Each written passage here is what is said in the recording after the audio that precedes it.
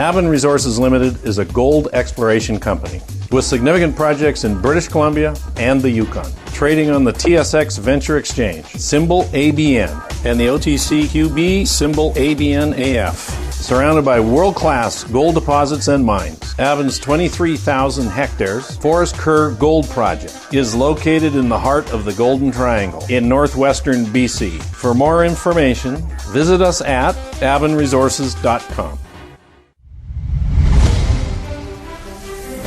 Welcome to the Goddard Report.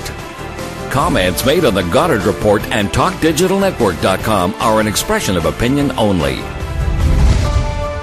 Here is Jim Goddard. My guest is John Barbour, author of the book Your Mother is Not a Virgin. He's a noted television producer, humorist, and a 5-time Emmy winner. The subtitle of his book, Life and Times of a Canadian Dropout, had changed the face of American television. John, welcome to the show. Oh, Jim, it's great to be talking to you again, and it was great visiting with you when I was in Vancouver on my little book tour. So thank you again for having me. And, John, your book tour is going to resume again in the new year? Yeah, it went so well. I mean, I spent some time in Vancouver, a week in Vancouver, and there's one little cute story I want to tell you about when I was there. And then I was another week in Toronto, and I appeared on what is Canada's Today Show that went really, really well. But I had no book signings. Unfortunately, we weren't able to get any at Indigo, so I've hired an excellent PR lady in Toronto, and I expect to be doing some book signings. And also, Zoomer Magazine, the fellow that owned Zoomer, evidently had bought the American rights to ARP, which is the senior magazine in the United States, and this publicist thinks that yours truly should either be on the cover of the book or the magazine in February, at least have a feature story in it. So I'm planning on returning to Canada and Toronto and Vancouver in February. And I really, really look forward to it because I enjoyed it immensely. But I was going to say that I had all these great interviews.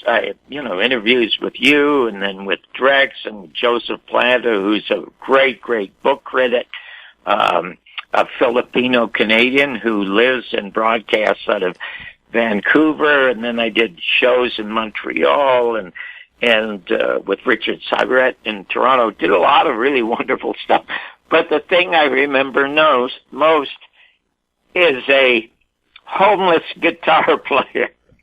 Now, why on earth would I bring that up? You know, in the United States, as you probably are aware of, we have an enormous homeless problem. It's massive in Los Angeles, and it's massive in San Francisco and even in Spokane.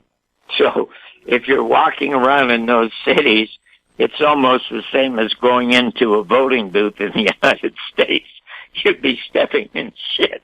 But anyway, when I was in Vancouver back in the 90s, and I was doing a show for this wonderful Canadian producer. His name is Blair Murdoch, who still resides in Vancouver. He's got thousands of hours of television that he's produced, including Sea Hunt. But his favorite show was called The Liars Club, which has nothing to do with the Warren Report. In any event, I was the host of that show and one of the panelists. So, of course, I wanted to visit Blair when I was back there. Blair has a condominium by the bay, and it's not just a few rooms, Jim. It's a whole floor. I mean, he's quite well-to-do. But in order to get to his place, I had to drive down Hastings Street in Vancouver. And as I said, I never saw one homeless person when I was in Canada years ago, and I didn't expect to see any when I came back from my book tour. But I was staggered when I went down Hastings Street, and I saw nothing but an army of homeless people for blocks and blocks on either side of the street. And I was sort of devastated and disheartened by that. But then what picked me up a little bit is I ran into a guy, and this slender guy, probably close to 60 years of age, who was playing a guitar and trying to earn a living. So naturally, as the creator of Real People, here was a real person that I was curious to talk to, so I stopped to talk to him. And he said to me, he said, Mr. Barbour, because I introduced myself, he said, 5 years ago in Vancouver, I was making $100 a day on the street. I said, you're kidding. And he said, yeah, the economy is really great, but now it's going down. And he said, I'm lucky if I make $30 Canadian a day now. And then he pulled out a contraption, Jim. It was like the size of a cell phone. It's a contraption that cab drivers and restaurants use for credit cards. And he said to me, if I didn't have this credit card standing here on the street, I wouldn't be making anything because nobody has any cash anymore. I mean, that is one of the greatest Real People stories I ever heard. You got a homeless guy taking credit cards on Hastings Street in Vancouver. So anyway, that was a little story that I remember the most of my entire trip to Canada. That reminds me, when I was in London going across one of the bridges, there was a guy, a squeegee person, we would call him, but he was wearing a 3-piece suit. And his story was, I was a stockbroker and I just lost my job and I'm going to lose my Jaguar if I don't make the payments. And it, That's fun. he was making hundreds a day.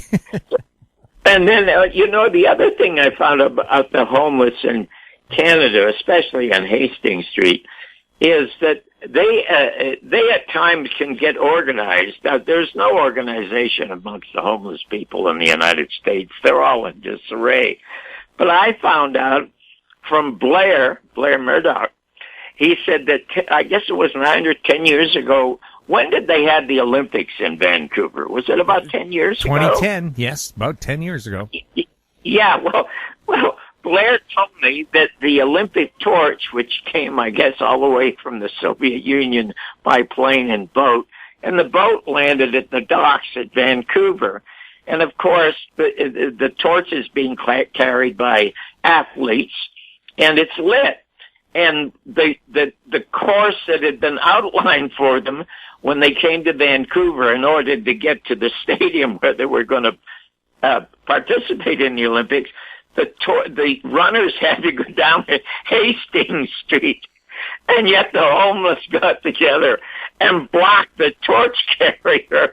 So it was the first time in history the torch was detoured to get to the Olympic Stadium. So that was the power of the homeless people on Hastings Street. And after they succeeded in doing that, they went back to their blankets on the street.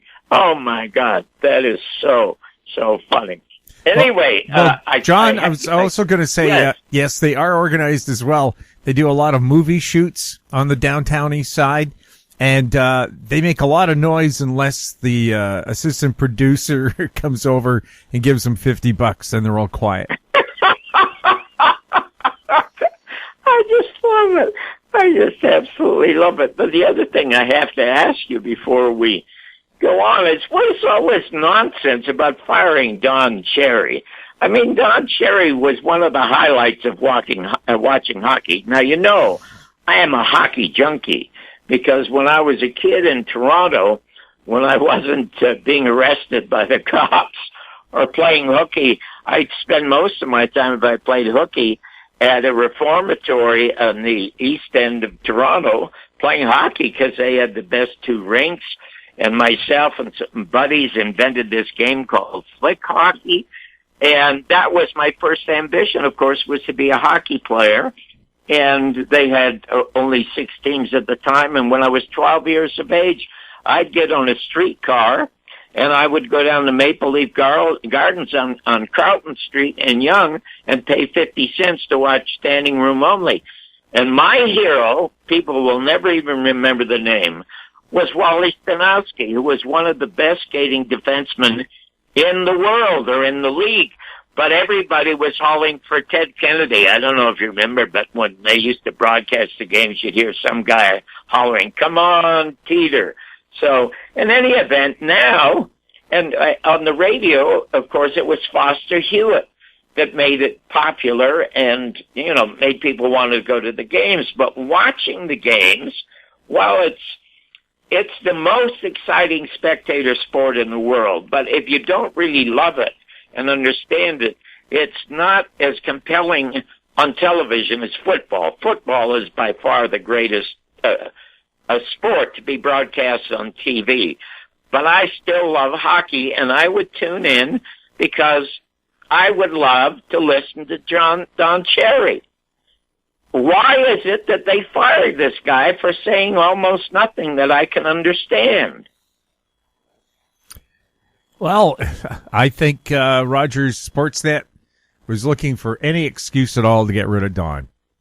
He's a big paycheck, and why do you think did they think he was too old? Was he too outspoken? Why would they want to get rid of him? He made money.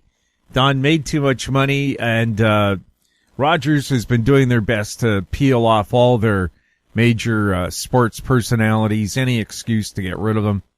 So, all of us in the media business just said it's a matter of time before Don gets fired, and I mean, he even said, I knew, whoops, maybe I've gone a little over the line here, but he just said immigrants don't wear poppies and they don't appreciate the sacrifices people I'll tell you one made. thing. And all he had to do was say, well, no, I mean, I'm just upset with anybody who doesn't wear Well, I hear that political correctness is having much more impact in Canada than it is having in the United States, because a very, very good actor I know, very popular in Canada, and I don't want to mention his name because I don't want to get him in trouble, but he said there's a strong move in Canada to get Shakespeare out of the public schools. How could that be possible? The greatest writer in the history of the world, and it's in English. And why would they want to get rid of it? And he said because there are a lot of minority groups, women's groups, gay groups, and all kinds of other groups who are taking exception to a lot of things that Shakespeare wrote about. I find that absolutely incomprehensible. And just tell me that it's not true, that it's just a rumor. I can't say that. Oh, my God. Now, the other thing is that irritated me about Don is that why was he so involved in supporting the military? First of all, let me ask you he kept talking about, all these Canadians who were going over there and fighting for our freedoms. First of all, where are Canadian troops? Are they in Afghanistan? And what on earth are they doing in Afghanistan? Unless there are Canadian corporations in there that they're protecting, like they're protecting here in the United States, America's corporations. Most American troops are not fighting for democracy because we don't have it left in the United States anymore. They're fighting to protect the interests of the corporations that have destroyed half of the countries in the world to exploit their natural resources. So what is this business of all the troop support in Canada? Explain that to me. Well, remember Vimy Ridge? Remember D-Day?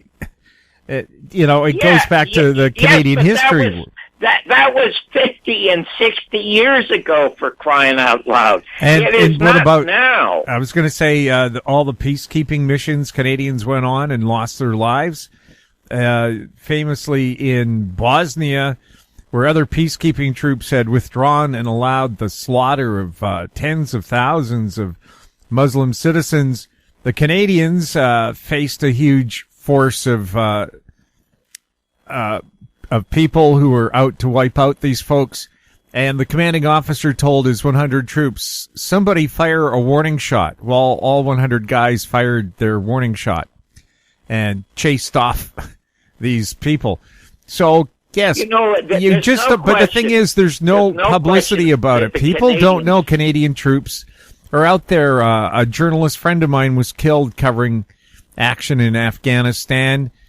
Captain Nicole Goddard, no relation, but from Calgary, like I am, was killed there. Yes, but the question, Jim, is this. The question is, what are they doing there in the first place? Because because Canada had been doing there in the first place. One of the major war criminals in the United States has to be George Bush. George Bush lied us into Iraq and said Saddam Hussein was responsible for 9/11, the Iraq. Well, that is a bunch of nonsense, and we all knew it was nonsense. And with the help of the New York Times and Miller, the writer for the New York Times, and Condoleezza Rice and Powell and Cheney and all of the rest of them, they are, according to Nuremberg, war criminals. And 1.5 million Americans marched against that war, and it did absolutely no good. And now we all know that it was a lie. Now, what I do not understand is why Canadians would be supporting people like George Bush or Barack Obama or Bill Clinton or anybody in supporting American wars with Canadian troops. Now, my father fought in the Second World War and was decorated for it. He got the Order of the British Empire. He would have rather fought Germans than fought his wife and deal with his kids, and that's why he ran away to the peace and quiet of World War II. But I do not understand. I mean, here in the United States, I can't go to a baseball game, I can't go to a football game, or I can't go to a hockey game without seeing more people in uniform of the military than the uniform of the players. I don't understand it. To me, it looks like Nuremberg in the 1930s in Germany. All I see are American flags. So the bone I had to pick, now I could understand Don Cherry's strong support of the troops, but why are the troops spread around the world when there's nobody that is a threat to Canada, and there's certainly nobody a threat to the United States? Russia's not a threat to the United States. China is not a threat to the United States. The United States is being destroyed by American politicians and American CEOs, not by Russians and not by the Chinese. Look at all this nonsense about Russiagate in the United States. Now, let's say the Soviet Union, and they did, they got Facebook accounts and they got Instagram accounts, and they were saying, well, Hillary Clinton is not worth voting for. Well, they were absolutely right. The Russians were right, because if you saw when the Central Intelligence Agency murdered Gaddafi in Libya, there was a 20-second clip of Hillary Clinton on camera saying, we came, we saw, we killed them, and then cackled like the Wicked Witch of the North. The best thing about Trump is that he is not Hillary Clinton, and that's why he was voted for in this country. So it just is. It's a quandary to me why both countries, and especially Canada, has no business being up and militarized and becoming as politically correct as they are. You know, one of the interesting comments that I heard, I was with Leno Sanik. Leno Sanik is brilliant. He's done some of the greatest stuff about the John Kennedy assassination. It's called 50 Reasons for 50 Seasons. Oh, my God, you Google that and you'll learn something. Each video is 10 minutes, and they're brilliant. Well, he has a recording studio in Vancouver called Fiasco Brothers, and he records a lot of your talented artists and your musical groups. When I was there, they were recording one of the groups. And it was about the time that Trudeau was being vilified for having, as a youngster, worn blackface at some kind of Halloween party or something. And I heard the most wonderful comment. And because what it was, while I was there almost every day, it was endless nonsense on television, on radio, about Trudeau going around in blackface. And one of the musicians said, the terrible thing that's happening to Canada and its media is that we're becoming Americanized. And I thought that was brilliant because that's exactly what it was. So I stuck my head in. And I said, your media is going around talking about the fact that years ago when he was a youngster, for one day, your prime minister was walking around in blackface. I said, we've got a president who's walking around every day in orange face, which is true and which is funny. So I do not understand why Canadians can't be as independent as they wanted to be after the War of 1812. So you're just going to have to explain that to me. We'll have more with John Barbour right after the break. Engineer Gold Mines is focused on the exploration and development of the historic high-grade Engineer Gold Mine situated 32 kilometers southwest of Atlin, British Columbia. Engineer Gold Mines is fully permitted for surface and underground exploration with the 2019 drill program now underway. Engineer Gold Mines Limited trades on the TSX Venture Exchange, symbol EAU. For more information, please visit us at engineergoldmines.com. Cypress Development Corp. is developing a world-class lithium resource in the heart of Clayton Valley, Nevada. The size of the resource makes the Clayton Valley project a premier asset with the potential to impact the future of lithium supply. Cypress Development Corp. trades on the TSX Venture Exchange, symbol CYP, the OTCQB, symbol CYDVF, and on Frankfurt, symbol C1Z1. For more information, please visit our website, cypressdevelopmentcorp.com. Welcome back. We're speaking with John Barbour. Going back to Don Cherry, like I said, I believe that Rogers Sportsnet was trying to find a reason to get rid of him because he had, it's making $1 million a year or $800,000. In Canada, that's considered a lot of money. I know in the U.S., if you're making less than $1 million, it's considered poverty if you're in the media business. But does anybody criticize the Rogers family? It's probably the wealthiest family in Canada. Do they say, hey, there should be a limit on what the Rogers family can make? I mean, if Don is making $800,000 or $1 million, he is worth it because he attracts viewers. What has happened? Was there any backlash from the public or from hockey fans? I didn't hear one thing from a hockey player. I didn't hear one thing from a manager. Where they all of a sudden all turned into speechless, free-speaking cowards because of what would happen to them if they came to support Don Cherry? Now, as I said, he made this comment about the poppies. Now, in the United States, what they do is they take the poppies and grind it into opium. That's what Americans love. They love that. They don't love wearing the poppy. They love snorting it. But my God, Don Cherry was just trying to bring some attention to Armistice Day. I thought it was harmless. I mean, I didn't like the fact that he was talking about the military. I thought it was harmless. But has there been any criticism of the Roger family? Nope. Well, I was going to say, not officially, but I'm just saying, I worked for Rogers. When Ted Rogers died, I told everybody in the newsroom at News 1130, this is going to be a disaster for us. Ted loved long-term employees. He had a catalog. Every 5 years, you could pick out, what do you want? A telescope, golf clubs. And I said, the new management that came in, they're just people looking, as they always say, looking out for the shareholder. They didn't have a mission thing. I said, Ted loved news, and he thought long-term employees were his best asset. I said, watch what happens here. They're going to clean house. Anybody who's been here more than 10 years is gone. And there was a group of us. We called ourselves the Original Six because we started in 1996 at the station.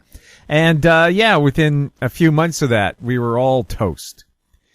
My God. So Rogers is not an Rogers is not an organization that appreciates long-term loyalty from employees. And I even told a friend of mine at News 1130, the morning anchor, you just celebrated 15 years there. I said, you better be updating your resume because you're toast. He says, why? What have you heard? I said, no, you're making money and you've been there for 15 years. They just get rid of you to save money. They don't care about experience. And trying to tell a newsroom, they don't care. Newsrooms used to look at their experienced staff as it's a wealth of knowledge. Not everything's on Google, you know. And younger members of the staff would ask, why are we covering this story? Why is it important? Well, I've been in Vancouver since 1982 and followed the city's history for a long time before that. And I'd explained this thing is important to people because of the history of that particular community. And that's why it's a big issue now. And they go, oh, well, I Googled that and there was nothing. Well, of course not. I guess what it is, Jim, is the same thing is happening to Canada as happened a long, long time ago to the United States. And that is everything has become bottom line. Everything is for profit. You know, we had, years and years ago, we had a governor in Louisiana. His name was Huey Long. He was called the Kingfish. And he was on his way to becoming president of the United States because he took on Standard Oil in his home state and he won. And he introduced free education. He introduced free medicine. And that was decades and decades ago. And he said that there should be a limit on the amount of millions of dollars that anyone should be able to make. And at the time, I think he said, I don't think anybody needs to make more than $20 million in order to live happily and successfully.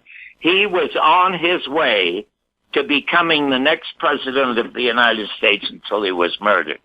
He was assassinated. And they made an interesting movie about it.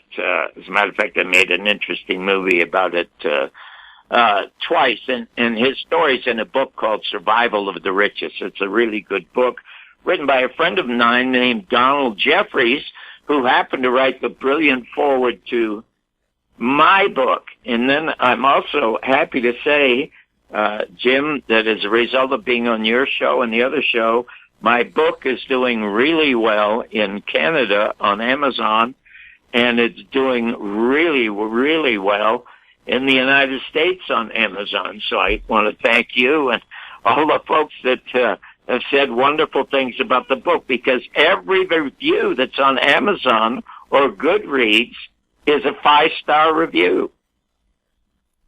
Well, fascinating stories.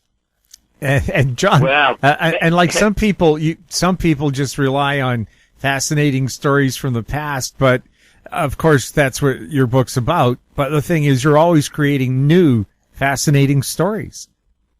Oh, thanks. I appreciate that. You know, and tomorrow is the 56th anniversary since the murder of John Kennedy, and I'm glad that I'm able to talk to you for a couple of minutes about that, because you know that because of the success of Oliver Stone's excellent film, in the mid '90s they passed the JFK Records Assassination Act. That meant that last October, Jim, as mandated by Congress here, all the CIA files were to be released. And even President Trump said he was going to call for the release of all the files. But come October last year, the Central Intelligence Agency said, no, there's a question of national security. Now, you can't tell me a 56-year-old murder is some threat to national security in the United States. And so Donald Trump caved in to the Central Intelligence Agency. As a matter of fact, that's what created the death of John Kennedy, because he caved in to the Central Intelligence Agency and Alan Dulles and his assistant Cabell when they said, you go into the Bay of Pigs with troops and there'll be so much disruption in Cuba, the Cubans will overthrow Castro. And so Kennedy reluctantly did it, but it turned out to be false information. It was a disaster. And so now Alan Dulles is calling for air support. But months before the Bay of Pigs, John Kennedy is on camera, and it's in our movie, The American Media and the Second Assassination of President John Kennedy. He says twice there'll be no military intervention in Cuba. So he denied air support to them. And then also, here's a little sidebar story. When I made the first Garrison tapes, I had a cameraman named Jim Elkins. And he called me after the film came out, and he said, John, you know, my father was like your father. He deserted us.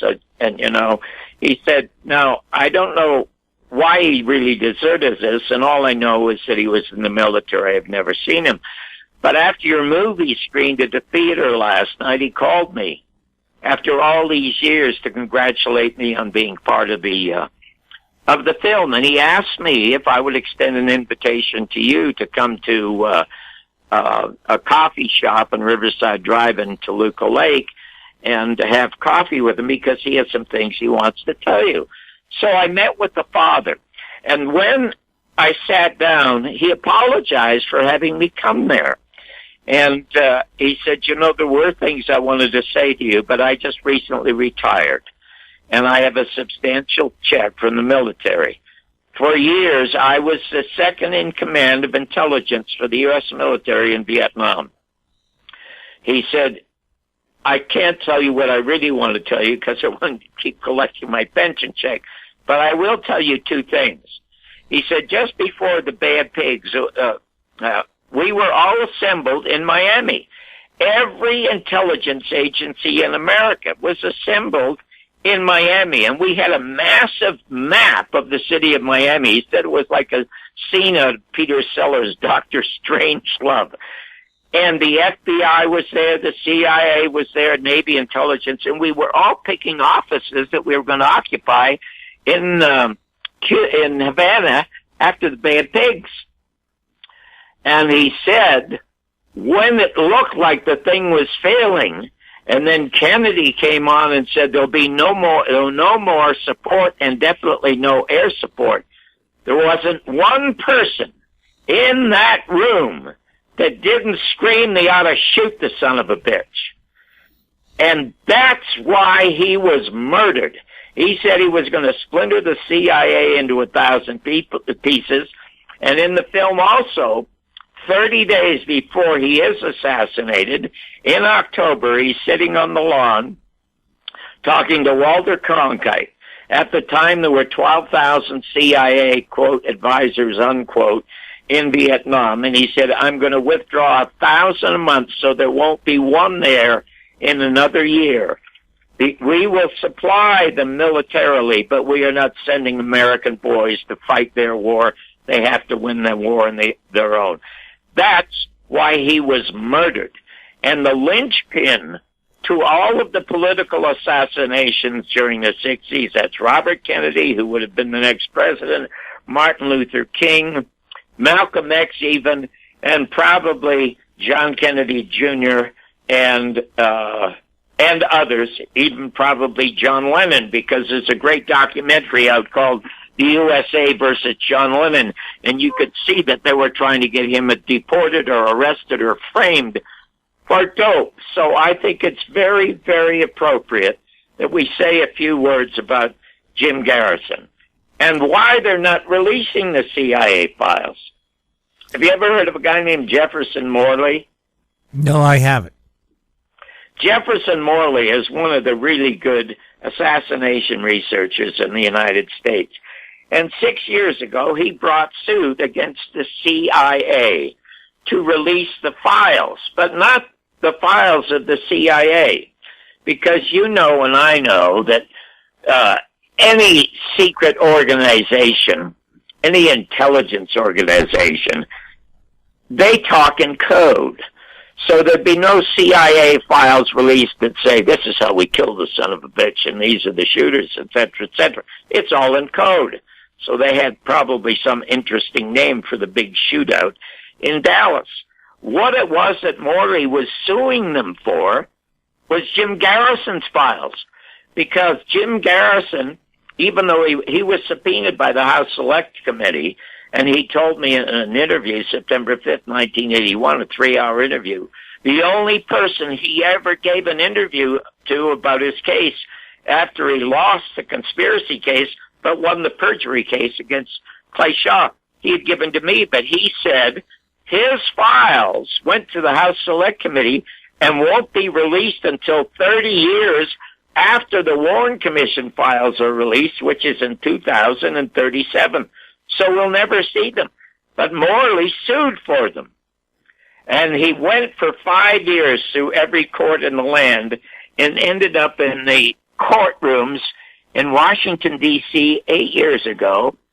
And a judge ruled against Jefferson Morley and in favor of the CIA that Jim Garrison's files not be released. And guess who the judge was? I'm not good at guessing these things. His name was Kavanaugh.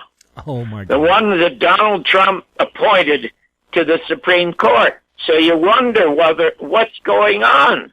Did not Donald Trump know that he was appointing a guy to the Supreme Court who was supporting the Central Intelligence Agency, even though Donald Trump said he told the CIA that they should release the files, which they have not released? Well, I'm going to tell you a couple of things right now.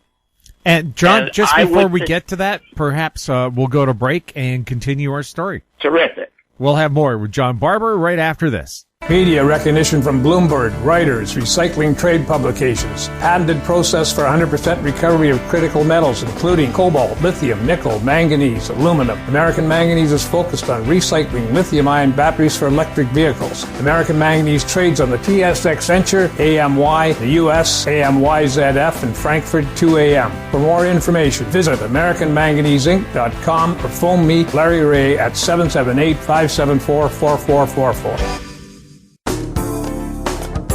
Don't miss out. Stay informed. Receive the HowStreet.com weekly recap with thought-provoking podcasts, radio, and articles delivered to your inbox. Sign up for the HowStreet.com weekly recap on our homepage at HowStreet.com.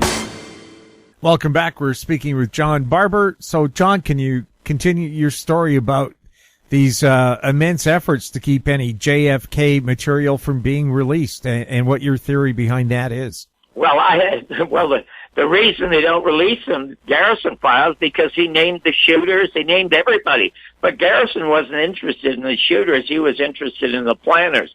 And the planners of that assassination are all in the film. The American media, and the second assassination of President John F. Kennedy. It's only $2 on Amazon. It's a runaway hit. It's also a runaway hit on Vimeo, so if you can't get Amazon in Canada, you can certainly get Vimeo, and you can get iTunes. And at the very end, at one point, Garrison said to me in 1981, he said, John, here's an extensive list of all the people who still should be arrested and questioned about the murder. Some of them are still alive, believe it or not. The leading one being Dan Rather, who lied to us about the Zapruder film and the direction of John Kennedy's head after the bullet struck him. And so I put together a 10 Most Wanted poster, and at the end of the film, I deliver it to the Justice Department, where it's a cold but open case, and nobody's investigating it. And the reason they're not investigating it, because it'll reveal the whole fabric of America will fall apart, because it's not just a handful of people. It's every member of Congress who voted for Vietnam and Iraq. It's every member of the Senate. It's literally hundreds of bankers who profited by buying shares in the war-producing machinery.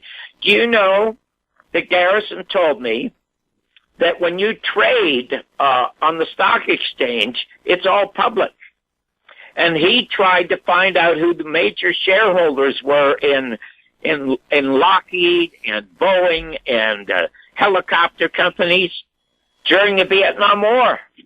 You can't find it. They say it's all national security. And that's against the law. But here's what I'm going to tell you. You do not have to go and see any movie or read any book. All you have to do is go to my site. I have the 67 boxes of material that the CIA would not release. So about 8 months ago, I began releasing the files. And the first and the most important file I released is about Clay Shaw, because Clay Shaw was the one who was arrested and brought to trial. Now, he went to trial January 29, 1969.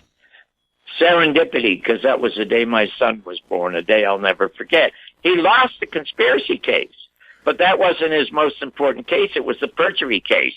And he would have sent Clay Shaw to prison for 99 years. Now, and in the film, there is a document dated 1967 from the Central Intelligence Agency. And it says, we must supply legal aid to Clay Shaw. Otherwise, Jim Garrison is going to win a conviction for conspiracy to kill John Kennedy.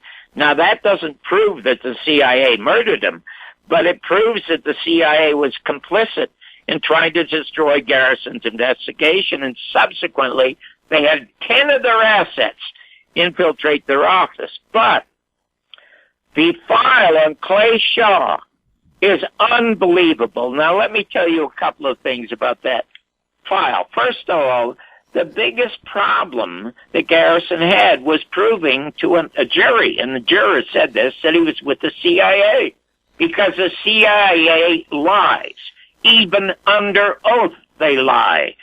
And what Garrison got were 10 years of Clay Shaw's employment records and tax records, which showed that it was a high mucky-muck at a place called Permindex, which was and is a CIA operation. Now, the other interesting thing about Garrison, and this is how thorough he was, if he could not prove in court that there was a reason politically to murder JFK on Shaw's part, there might have been a financial reason.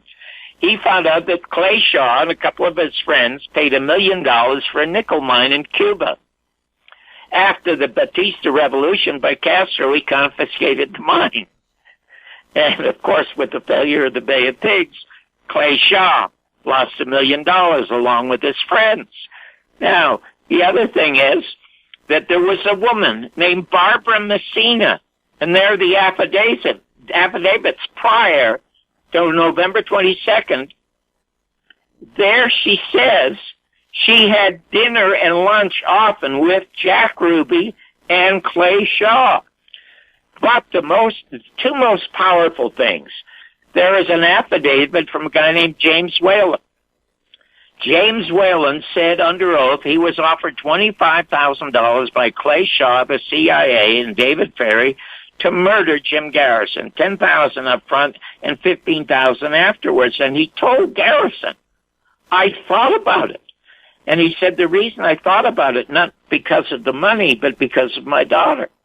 I have a deathly ill daughter, and Clay Shaw has promised me that the best medical help that the United States government can find will come to help cure my daughter. But to me, this was just too big. I just could not take a chance on it. So I come here to confess, and he filled out the affidavit. And David Ferry, Clay Shaw, Jack Ruby, they all talked in code, telephone code. And guess how smart Garrison was?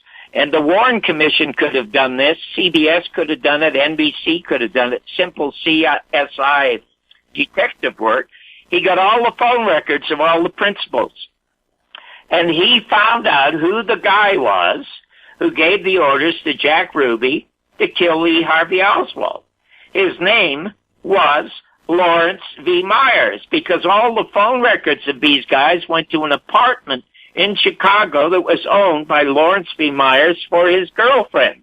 In the Warren report, surprisingly, you find information that Lawrence V. Myers is at the Cabana Hotel with Jack Ruby the day before Jack is forced to murder Lee Harvey Oswald. Now, the other things that would have absolutely destroyed Clay Shaw. He was supposedly this wonderful social business figure, most successful in New Orleans. He was a shining light of society life there. A guy named Henry Lesnick from the Northwestern University in Illinois wrote a long letter to Garrison explaining the fact that his best friend lived with Clay Shaw for a year. And his best friend replaced the previous male resident who lived with Clay Shaw, because after a year, that guy had a transsexual operation, and when he became a she Shaw kicked her out. But there are affidavits from 3 20-year-old male hookers who all testified under oath that for $20 they performed these lewd acts on Clay Shaw, Lee Harvey Oswald, and David Ferry, and sometimes they did it amongst themselves. Now, Garrison, bless his heart, never brought this information into the conspiracy trial because it said it has nothing to do with the murder of John Kennedy.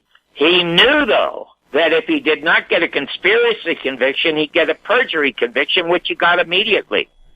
He knew that Clay Shaw would fold rather than have these people come before a jury to reveal this man's deviant homosexual lifestyle. And the government knew it too, and they stepped in illegally and stopped the perjury trial. And shortly after that, Clay Shaw conveniently had a heart attack and died. Now you go to www.johnbarbersworld.com.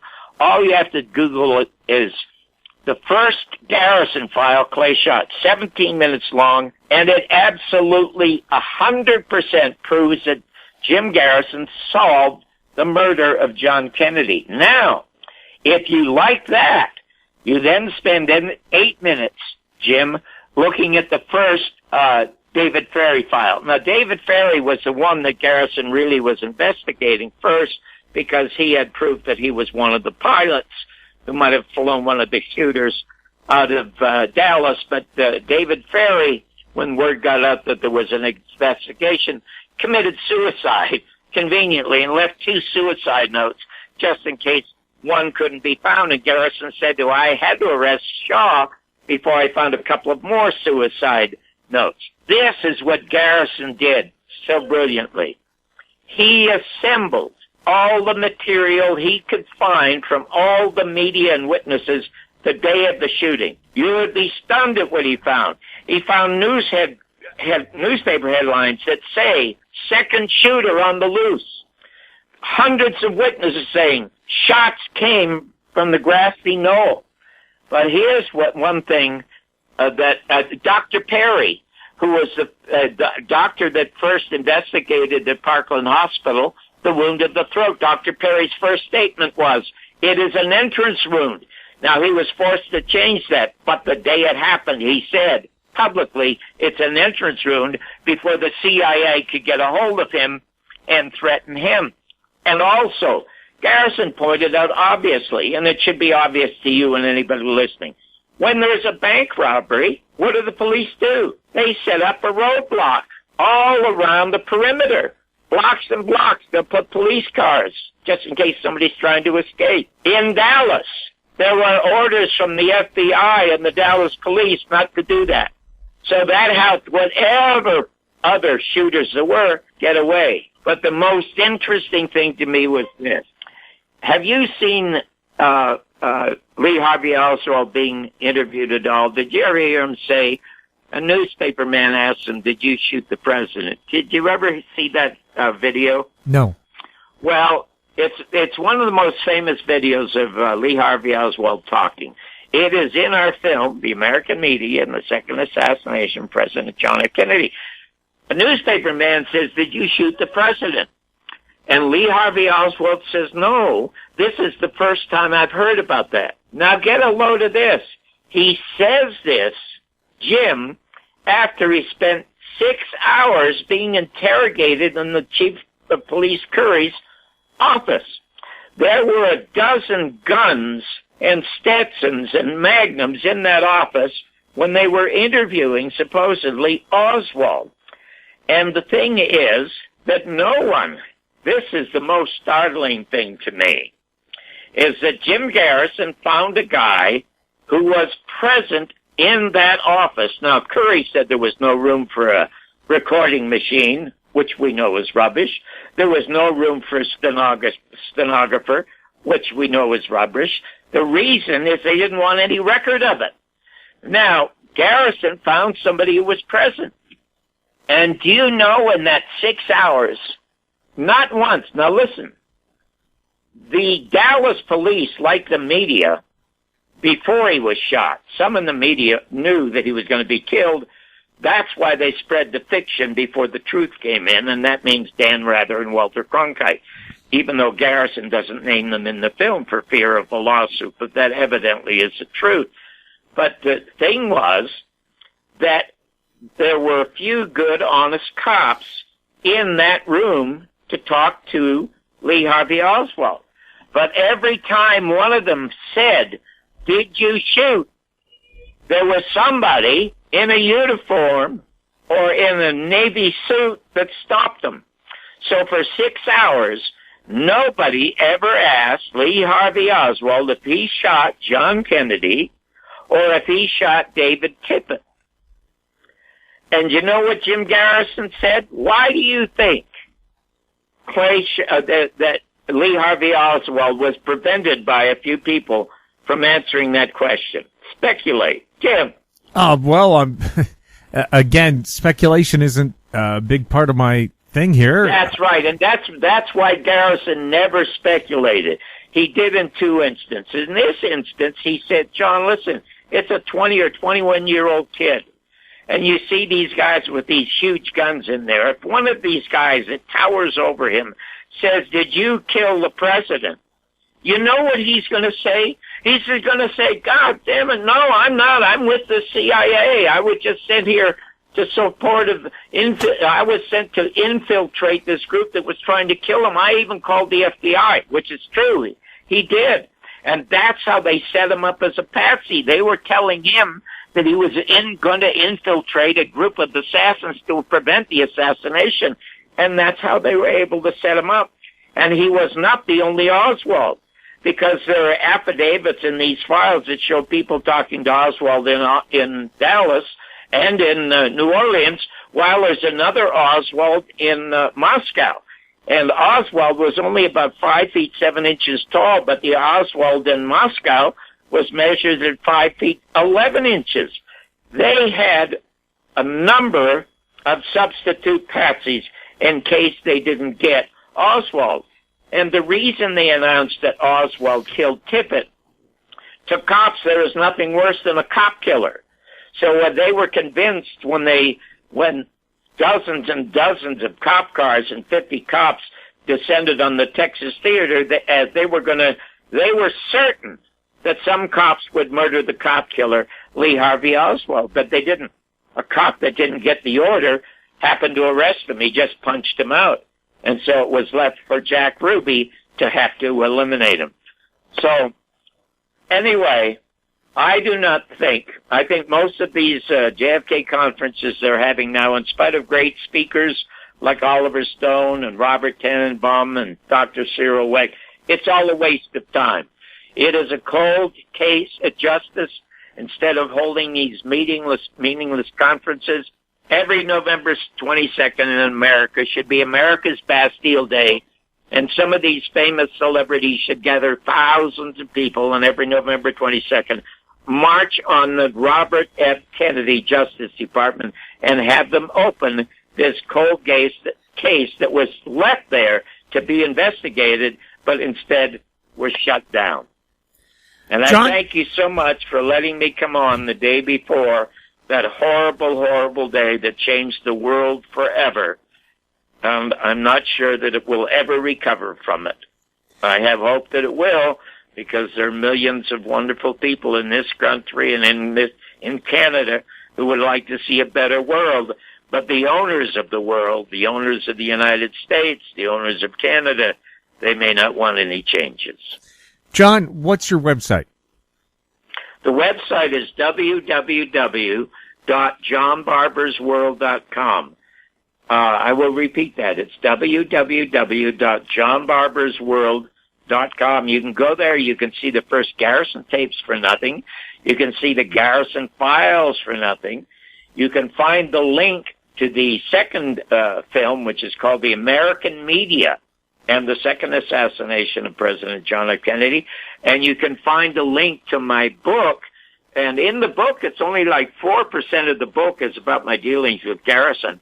The book is called Your Mother's Not a Virgin, The Bumpy Life and Times of the Canadian Dropout Who Changed the Face of American Television. I've only had 2 people out of the thousands who bought the book who take a little umbrage at the title. But I love the title, and the reason I love the title, it is a very uncomfortable truth.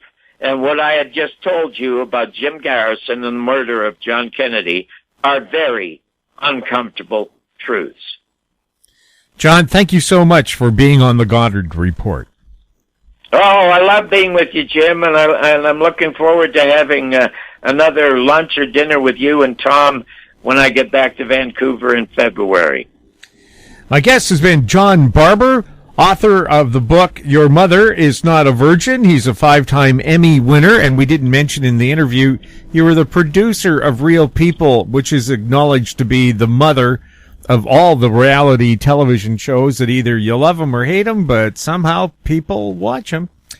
If you have any questions for John or any of our other guests, you can send them to info@howstreet.com. Don't forget his website, johnbarbersworld.com.